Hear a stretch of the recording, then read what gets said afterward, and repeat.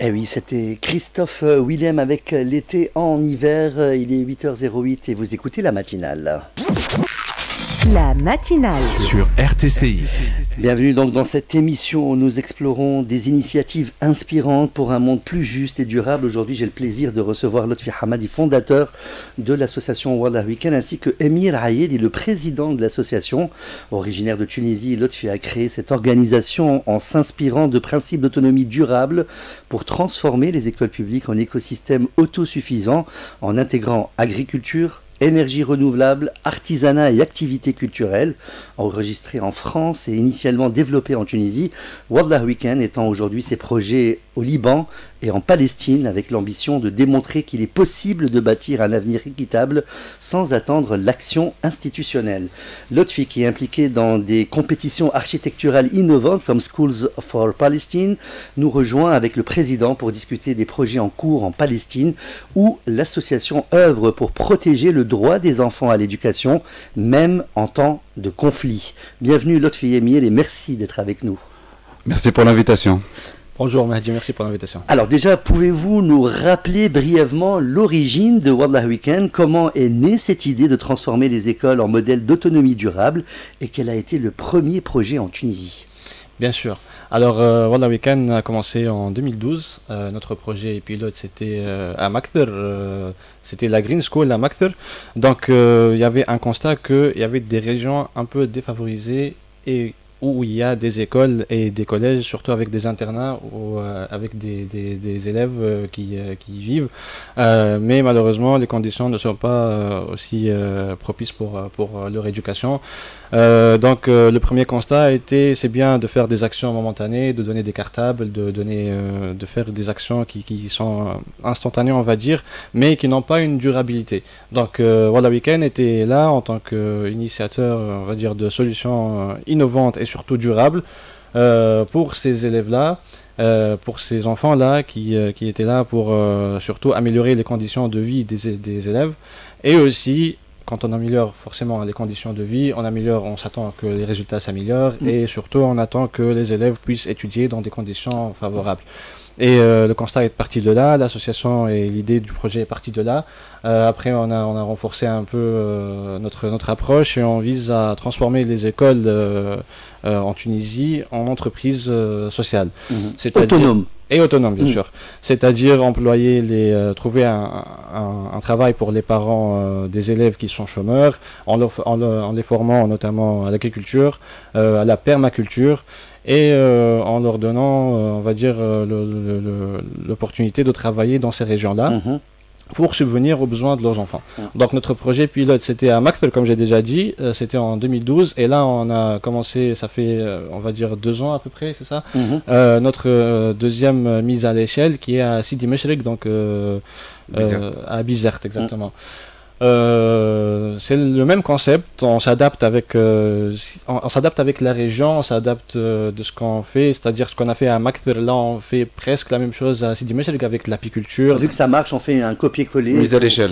Oui, mais avec la spécialité de la région, c'est-à-dire qu'on va pas faire à Makthar ce qu'on a fait à Sidi Meshrik, on s'adapte à la région et de ce qu'il y a. Et donc là on travaille en parallèle sur ces deux projets-là. En Tunisie. Alors, Wallah Weekend s'est étendu en Palestine avec des projets spécifiques. Si vous pouvez nous décrire le projet de réhabilitation du jardin d'enfants à Silouane, dans Jérusalem-Est, comment ce lieu offre-t-il un espace sûr et éducatif aux enfants face aux défis de l'occupation? Alors, avant tout, Silouane, c'est vrai, c'était pas un projet qui était prévu. Alors, j'ai réussi à me rendre en Cisjordanie, dans les territoires occupés. Et avant de repartir, le président de l'association des architectes et ingénieurs palestiniens, que j'ai eu la chance de rencontrer ici en Tunisie grâce à l'ordre des architectes tunisiens, m'a appelé, il m'a dit écoute, avant de prendre l'avion, viens, je veux te montrer quelque chose. Et donc, je m'y suis rendu. C'était à Jérusalem-Est, Silouane. C'est un quartier actuellement qui est très attaqué par la municipalité de Jérusalem. La population palestinienne y est attaquée et expulsée. Et donc, je m'y suis rendu. C'était le soir, il n'y avait pas de lumière, mais ils voulaient me montrer cette crèche garderie qui venait d'être détruite par la municipalité. Et ils souhaitaient savoir si on pouvait les aider. Et j'ai été marqué parce que c'est... bon, déjà, il y a la force de l'histoire et de tout ce qu'incarne Jérusalem. Donc forcément, quand on y est, on est pris par l'émotion de ce lieu-là. Et alors, quand on est en plein soir, on voit presque rien, mais qu'on visualise la destruction de cette crèche et qu'on entend un petit cours d'eau qui passe. Et alors, un truc magnifique dans cette crèche-là, il y a un petit cours d'eau, un petit ruisseau qui passe. Il faut savoir que Silwan, c'était ce qu'on appelait le royaume du roi David. Donc, il a une portée très symbolique, et même en islam, et donc c'était très émouvant. Et j'y étais, c'était fin décembre, c'était bientôt Noël, et puis avant de prendre l'avion, j'envoie un message à un ami, tout de suite j'ai pensé à lui, Karim, je lui passe le bonjour, j'ai dit écoute Karim, je sais pas pourquoi je t'appelle toi, mais j'ai pensé à toi tout de suite, et voilà, je lui ai décrit ce que je venais de voir juste avant de prendre l'avion, le temps d'atterrir à Paris, je reçois un message, il me dit vas-y bingo, je finance la réhabilitation. Magnifique. Et donc on a réhabilité cette crèche à Silwan, à Jérusalem-Est. Mais j'y étais surtout parce que nous, on est en partenariat maintenant avec la ville de Doura, qui est dans le gouvernorat de Hébron. Une ville magnifique, vous savez. Moi, maintenant, quand j'y vais, je leur dis, c'est pas à nous de vous aider, c'est à vous de nous aider. Non, mais c'est vrai, il faut comprendre quelque chose, c'est que ce qu'on voit aujourd'hui dans les médias, dans les réseaux sociaux, c'est pas que c'est pas vrai. C'est une partie de la vérité. On a également là-bas des Palestiniens qui depuis 75 ans sont occupés, bombardés, massacrés. Donc ce qui se passe aujourd'hui est plus intense, mais ce n'est pas nouveau pour eux. Depuis 75 ans, ils ont développé une forme de résilience et de résistance. Et donc eux, là-bas, par exemple, Doura, il faut voir comment cette ville est propre. Il faut voir comment est-ce que les écoles qui ne sont plus financées par l'autorité palestinienne depuis 3 ans, eh bien aujourd'hui, c'est la population civile, c'est les entreprises qui sont en train d'essayer de l'entretenir, de financer les enseignants. Les enseignants ne sont pas payés depuis des années. Ils vendent des petites choses à côté pour survivre et ils continuent chaque matin à aller enseigner. Ces gens sont extraordinaires. Mais vraiment, il faut découvrir ces Palestiniens qui sont aussi des Palestiniens des résistants, mais pacifiques, parce que de toute façon, il n'y a pas d'armée, donc il n'y a que la force de cette volonté de vivre, quoi. Et c'est extraordinaire de voir. Moi, j'ai rencontré là-bas des jeunes qui ont une pépinière dans la zone C, parce qu'il faut savoir que les territoires occupés sont divisés en 3 parties. A, B, C. Bon, c'est purement théorique parce que et l'armée israélienne et les colons agressent partout, tout le temps, mais la zone C est la pire. J'imagine encore plus en ce moment. Encore plus, oui. Et là-bas, la zone C, eux, c'est des jeunes, ils ont une pépinière. Eh bien, ils ont une pépinière qui est, enfin, une partie qui est juste consacrée aux fleurs qui font pousser pour continuer à faire fleurir leur ville. C'est magnifique. Non, mais c'est ça qu'il faut comprendre. Yara, notre représentante en Palestine, parce qu'on est en train de créer Wallah Weekend en Palestine, donc à Ramallah.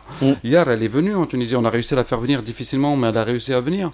Et qu'est-ce qu'elle dit? Elle dit, mais nous, on n'a pas envie qu'on nous voit tout le temps comme des martyrs en devenir.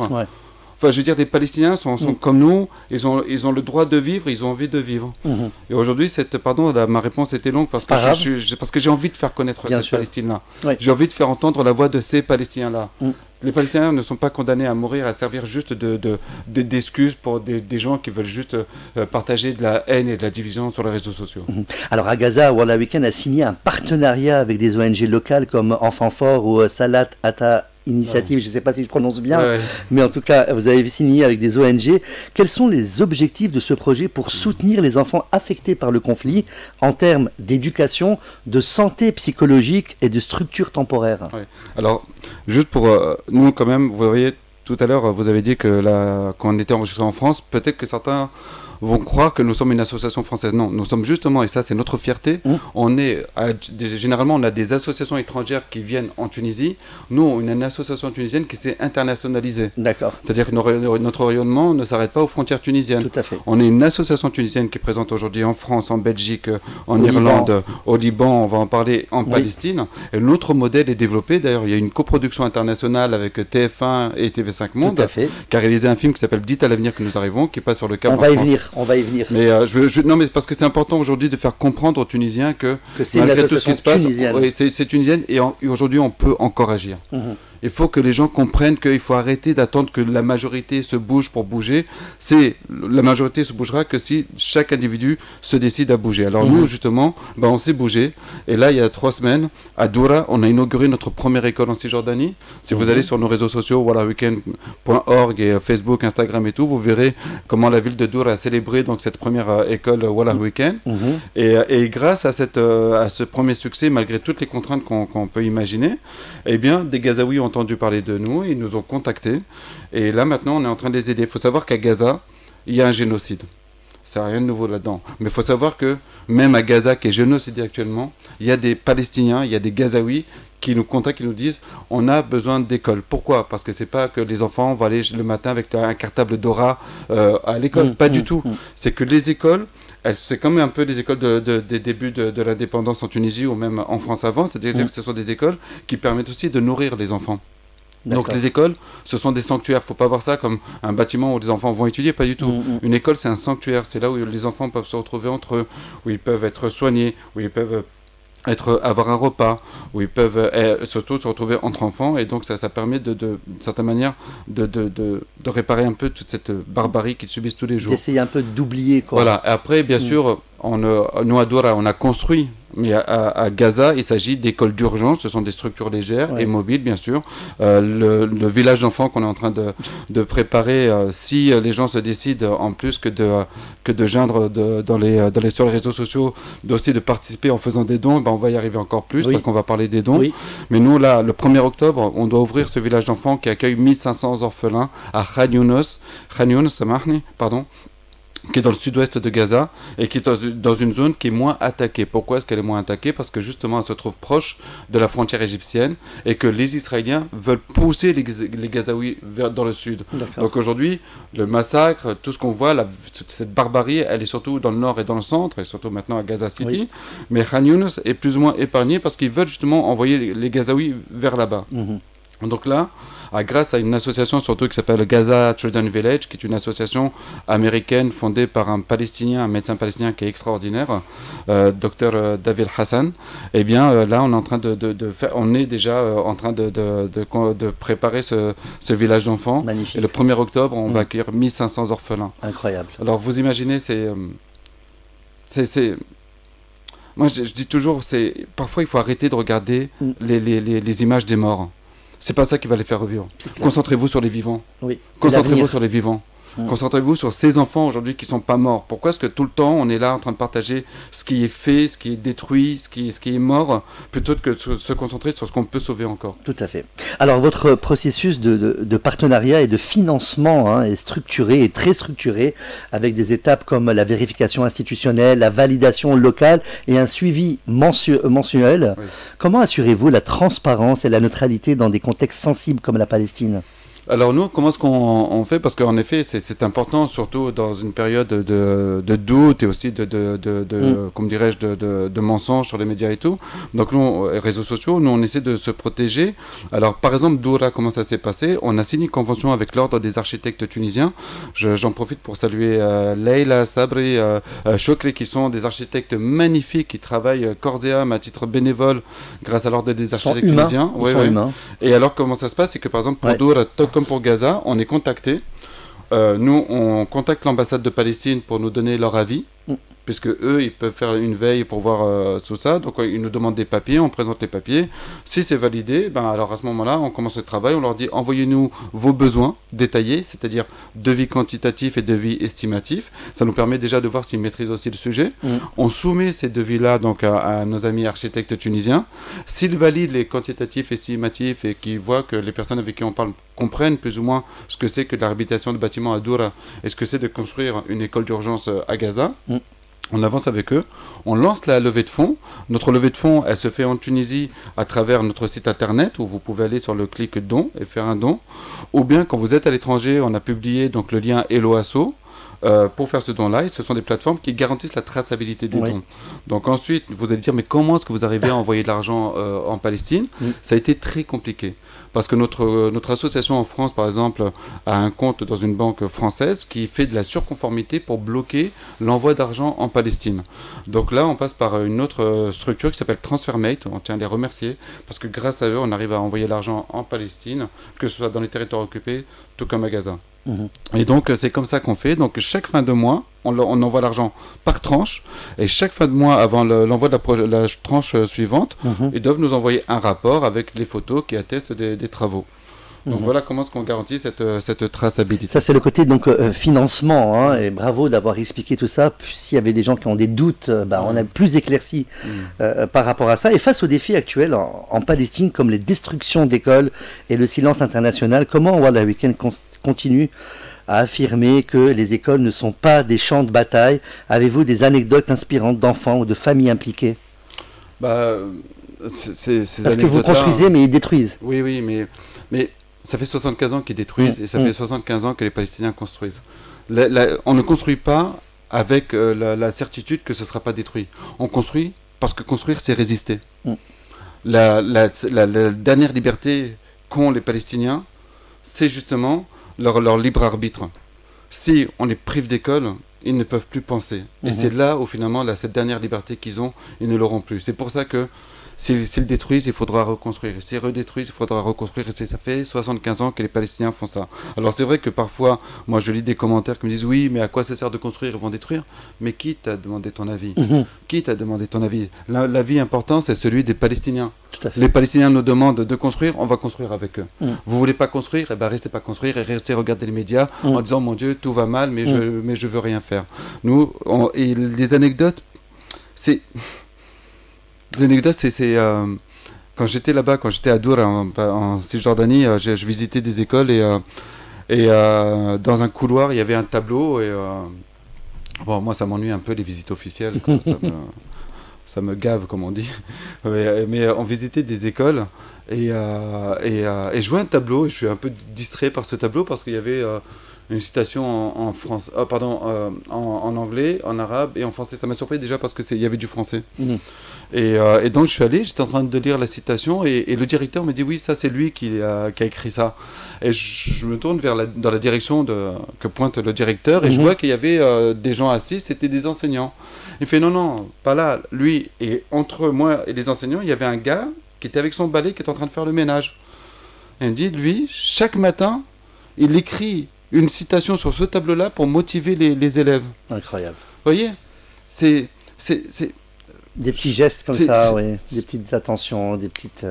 C'est au-delà de l'imaginable. Vraiment, j'aimerais tellement faire comprendre que et regardez, moi je vais vous dire, je vais être sincère avec vous, la Palestine avant ne m'intéressait pas du tout. Pourquoi ne m'intéressait pas? Parce qu'il y a tellement à faire en Tunisie. Là, juste avant, dans vos informations, vous parliez des plus de 100 000 enfants mineurs qui travaillent plutôt que d'aller à l'école. Là, quand je suis dans la rue et que je vois des enfants en train de vendre du matériel scolaire pour d'autres qui ont les moyens, eux, ils sont en train de vendre plutôt que d'avoir du matériel scolaire pour aller à l'école. Ils sont en train d'en vendre dans la rue. Ça me révolte. Il y a tellement à faire en Tunisie avec les violences, les injustices, etc., qu'il vaut mieux s'occuper déjà de son pays avant de s'occuper d'ailleurs. Mais quand il y a eu le début du massacre, à Wallah Weekend, les bénévoles et les salariés étaient marqués par ce qui se passait là-bas, bien évidemment, ont insisté pour qu'on s'engage là-bas. Mais je les remercie presque, parce que ça m'a permis vraiment de reprendre même de la motivation pour la Tunisie, parce que je me dis, si des gens qui subissent autant de massacres, autant de génocides, autant de destruction, autant de dépossession depuis 75 ans restent motivés, et ben ça veut bien dire que nous en Tunisie, on n'a pas le droit d'être démotivés. Et il faut faire comprendre ça aux Tunisiens qui depuis 14 ans, depuis la Révolution, cherchent la moindre excuse pour ne plus rien faire. Ah, c'est trop tard, ah, c'est foutu, etc. Mais comprenez qu'il n'y a rien. Ce qu'on vit, c'est des cacahuètes à côté de ce que vivent d'autres pays, et que cette situation qu'on vit, on la vit parce que nous, on a décidé de la subir. C'est important aujourd'hui de comprendre qu'il faut bouger en Tunisie, et ceux qui sont tellement sensibles à la cause palestinienne doivent comprendre qu'on ne peut pas être un pays, un peuple qui peuvent aider les autres pays, les autres peuples, si nous, on n'est pas suffisamment fort pour influencer et influer. Alors le documentaire Dites à l'avenir que nous arrivons, l'histoire de Wallah Weekend, il a été sélectionné pour des festivals comme Deauville Green Awards. Quel message principal ce film transmet-il? Et comment aide-t-il à sensibiliser sur vos projets? D'accord. Bon. Il nous reste 3 minutes. Hein. Alors je vais essayer de faire court là, promis. Alors non, déjà il faut savoir quelque chose, c'est pas une commande, hein, c'est un réalisateur, Lilou Lemaire, une réalisatrice, Lilou Lemaire, qui nous a contactés parce qu'elle a découvert sur les réseaux sociaux nos activités. Et ce qui est génial avec ce film, d'ailleurs, moi je l'ai découvert parce que je voulais pas le voir avant l'avant-première, et donc je l'ai découvert avec tout le monde quand il y a eu l'avant-première au siège de TF1 à Paris. Et bon, je réalise que parfois je devrais faire attention, je devrais être un peu plus diplomate dans mes propos, mais bon, je le serai jamais. Mais c'était génial de voir, parce qu'avec du recul, comment est-ce qu'on arrive à impacter sur nos bénéficiaires. Comment vraiment, il y a au-delà de tout ce travail qu'on fournit, qui à la fin devient un peu comme des livrables, quoi. Ouais. Ça presque, on ne prête plus vraiment, on est conscient qu'on est en train de faire quelque chose pour avoir de l'impact, on est conscient qu'il y a de l'impact, mais on ne le vit pas. Et là, on voyait ce changement à travers le témoignage de ces bénéficiaires, qu'il s'agisse d'anciens élèves, que d'élèves actuels, de parents et tout. Et on fait un beau projet, quoi. Magnifique. Alors en 2 minutes, deux dernières questions. Hein. Je suis allé sur vos réseaux sociaux et vous dénoncez jamais le génocide sur vos réseaux sociaux en partageant les vidéos et les images. Oui, c'est vrai. On ne dénonce pas parce que il y a déjà tellement de gens qui sont là pour parler de ce qui se passe. Nous, voilà, Week-end, on n'est pas là pour dénoncer, on est là pour agir. Prévenir, pour agir. On est une organisation qui a une approche entrepreneuriale, c'est-à-dire qu'on ne fait pas du court terme, on fait du moyen et du long terme. Pourquoi est-ce qu'on est sur la cause des enfants? C'est pas par réflexe humaniste, non, pas du tout. C'est une démarche totalement, purement rationnelle. Ouais. C'est de dire que si on veut développer le pays, il faut accompagner le développement des enfants. Donc en effet, comme tout le monde, on est marqué par ce qui se passe en Palestine, mais pardon, on est marqué aussi par ce qui se passe au Soudan, par ce qui se passe au Congo, par ce qui se passe au Yémen. Il faut rappeler aussi ça, parce que au Congo, c'est 6 millions de morts. Et si on veut avoir cette cohérence de dénoncer d'une certaine manière la politique occidentale qui est parfois anti-palestinienne, il faut aussi que nous qui dénonçons ça soyons cohérents et dénoncions aussi les drames que vivent d'autres peuples. Tout à fait. Et donc si on n'est pas là pour partager ça, c'est parce qu'il y a tellement de gens qui partagent ces images-là. Et la vérité, je voulais que je vous dise quelque chose.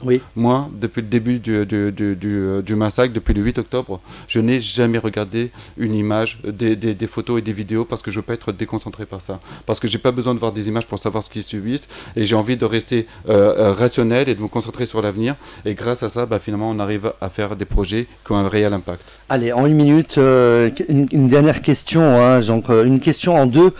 Quels sont les prochains défis et ambitions pour Walla Weekend en Palestine? Comment le public peut-il s'impliquer, que ce soit par des dons, du volontariat ou du soutien? Merci pour la question. Alors, je vais essayer de faire vite. Il faut, si vous êtes compétent dans les finances, en architecture, en sociologie, enfin, tout ce qui peut toucher au projet en Palestine, contactez-nous. On a besoin de bénévoles, mais compétents. On a besoin de bénévoles compétents. On n'est pas là pour faire réunir des bénévoles autour de... Voilà, on veut de la compétence. Et si vous voulez faire des dons, vous allez sur notre site wallaweekend.org. Vos dons en Tunisie, en dinars, ne vont pas aller en Palestine parce qu'on ne peut pas, vous le savez, avec les devises. Mais ça va financer finalement les compétences qu'on a ici, qui travaillent sur la Palestine. Si vous êtes à l'étranger, vous allez sur nos sites, vous verrez le site, le lien Hello Asso, faites un don et rejoignez-nous. Et là d'ailleurs, nous on part dans quelques jours, on part en Sicile parce que on participe à la Thousand Madeleine to Gaza. Notre bateau part de Sicile. C'est un bateau qui va transporter du matériel scolaire. Bien sûr, il y a de fortes chances qu'il n'arrive pas à destination. Mais encore une fois, c'est important. On construit, même avec le risque que ce soit détruit, et on envoie, même avec le risque que ça n'arrive pas, parce que ce qui est important, c'est pas d'y arriver, c'est de tout faire pour y arriver. Et je veux vraiment faire comprendre ça. Qu'on arrête de trouver des excuses pour ne pas agir, qu'on arrête de trouver des excuses pour se résigner. On a l'obligation de tout faire pour y arriver, même si on n'y arrive pas. Enfin, un message personnel à tous les deux, hein, au président et au fondateur. On sent que l'autre fille a beaucoup à dire, hein, aussi, c'est normal. Et puis Émile, je vois qu'il est là, il apprend aussi, hein, il voit, il écoute. Mais c'est le président de l'association, et un message personnel. Qu'est-ce qui vous motive chaque jour à poursuivre cette mission? Et quel avenir rêvez-vous pour les enfants en Palestine et ailleurs? Non, c'est toi. Je pense que la motivation principale, c'est la même qu'à chaque être humain qui se lève le matin depuis, on va dire, 75 ans. C'est l'humanité en nous qui bouge. Ça n'a rien de plus. Je veux dire, c'est horrible ce qui se passe. Et surtout quand il s'agit d'enfants et qui sont un peu l'avenir de ce monde, l'avenir on parle là précisément de la Palestine. Oui. Moi, j'ai envie de dire quelque chose par rapport à la discussion, parce que c'est vrai qu'ils nous disent à chaque fois, on a les mêmes commentaires qui reviennent. Pourquoi vous construisez alors que eux ils vont détruire? Ouais. Mais j'ai envie de dire que on va tous mourir, hein, clairement. On va tous mourir. Ça, c'est sûr. C'est sûr. Après 20 ans, 30 ans, 50 ans, 2 ans, on ne sait pas. Ouais. Mais ce n'est pas pour autant qu'on arrête de vivre. Exactement. Et je pense que je résume tout en disant ça. Oui, tout à fait. Tout à fait. C'est ça. C'est pour ça qu'il va devenir président. Non, pareil. Je pense qu'on connaît la réponse aussi. En tout cas, merci beaucoup Lotfi Hamadi Emile Ayedi pour cette discussion enrichissante qui met en lumière l'engagement exceptionnel de Wallah Weekend en Palestine et au-delà. Votre vision d'un avenir où l'éducation, même dans les contextes les plus difficiles, devient un moteur de résilience et d'espoir et véritablement inspirant grâce à des projets concrets comme la réhabilitation de l'école de Silwan, la coopérative à Doura et les initiatives à Gaza. Vous démontrez qu'un changement durable est possible avec peu de moyens mais beaucoup de détermination. Le documentaire dit à l'avenir que nous arrivons et la compétition School of Palestine témoigne de votre volonté de mobiliser et de sensibiliser à cette cause essentielle. À tous nos auditeurs, n'hésitez pas à suivre les actions de Wallah Weekend et à vous engager pour soutenir cette belle mission. Lotfi et Emile, merci encore et nous vous souhaitons beaucoup de succès dans cette noble entreprise. Merci, à bientôt pour d'autres inspirations. Merci, à bientôt. Merci beaucoup. Restez avec nous, il est 8h33 tout de suite, bien sûr. Ecodico, on va parler de la dette et juste après aussi, on parlera avec Madame Norhen Ben Ayed du projet Bioted. On va parler d'agriculture biologique. Il est 8h34, restez avec nous, c'est la matinale d'RTCI.